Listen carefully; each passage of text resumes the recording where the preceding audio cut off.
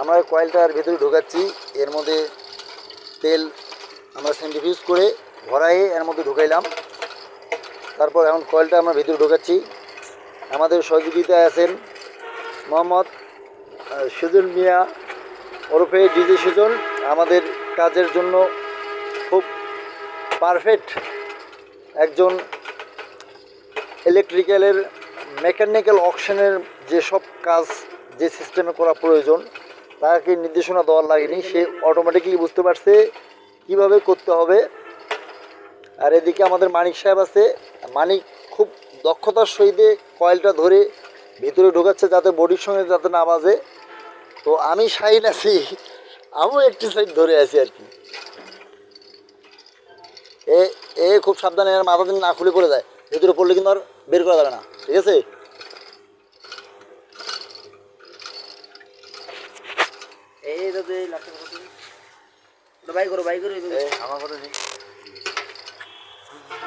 আমাদের শাহিন ভাই। আচ্ছা আচ্ছা, শাহিন ভাই এখন আমাদের মালটা ঠিকভাবে মেজারমেন্ট ঠিক করবে, ঠিক আছে? মালটা মেজারমেন্ট মতন বসাই দিবে শাহিন ভাই সুন্দরভাবে। আমাদের এই যে মেজারমেন্ট মতো বসে গেছে, এখন আমরা বসে নাই। আচ্ছা আচ্ছা, বসান ঠিকভাবে বসান। খুব স্মুথ ভাবে কয়েলটা কিন্তু ভিতরে বসে দাও, লুজ দাও, লুজ দাও। সুজন হচ্ছে এই যে চেন লুজ দিচ্ছে আর ওখানে মাল আমরা কয়েলে বসাই দিচ্ছি। এই যে একটু হালকা টানের উপর রাখ। হ্যাঁ, এই যে তেলটা উপরে উঠে আসছে, তেলটা অনেক উপরে উঠে আসছে নিচ থেকে। এই কভারটা গরম দিয়ে আরও হয়তো নামবে, কয়েলটা নামলে তেলটা আরও উপরে উঠবে। কয়লার নামবে না। যাই দেখেন আপনারা, এখানে আমরা কয়েলটা ঢোকানোর পরে কীভাবে বুটু বুটি করে তেল কয়েল নিচ্ছে।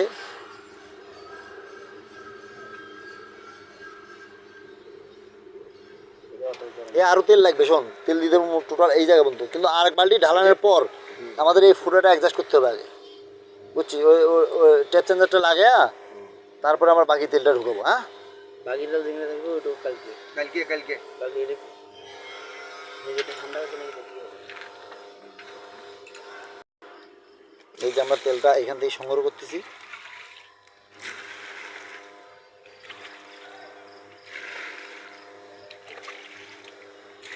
সুতরাং বেশি নেওয়া যাবে না, তেলটা যেহেতু হিট আছে বালতির তলা আবার গলে যেতে পারে, তাই না? তুমি খুব সাবধানে কাজ করো আর কি।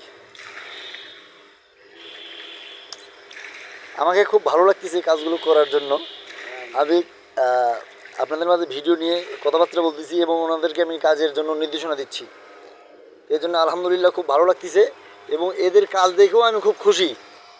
আমার বিশ্বাস আমার ফেসবুক ফ্রেন্ডস যারা ঘরে আছে ওনারাও খুব পারফেক্টলি দেখবেন এবং আমার ভিডিওটাকে অবশ্যই লাইক কমেন্ট শেয়ার করবেন। আর কাজের মাঝে আমাদের কোনো ভুল থাকলে অবশ্যই আপনারা কমেন্টের মধ্যে আমাকে জানাবেন।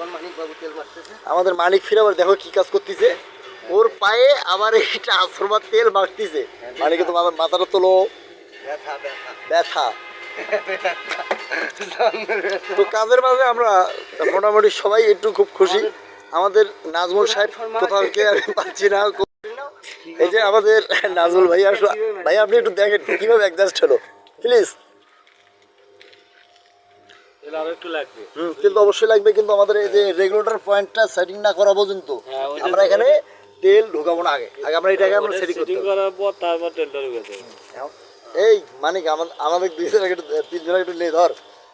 আমার তেল মারা শেষ, এখন আমি আপনাদের ভিডিও করব।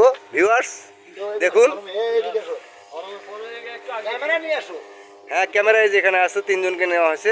এদিকে তাকাও, এইদিকে আসো না, দেখাতে হবে তো জনগণকে। ভিডিওটা হচ্ছে কি, দেখেন আপনারা কত সুন্দর। এখানে আমাদের বাক্স হচ্ছে, ঠিক আছে?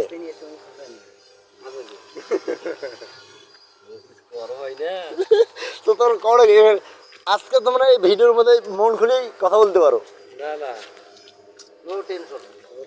এখানে আমি আরেকজনকে মিস করতেছি, সেটা হচ্ছে আমাদের আশরাফুল সাহেব।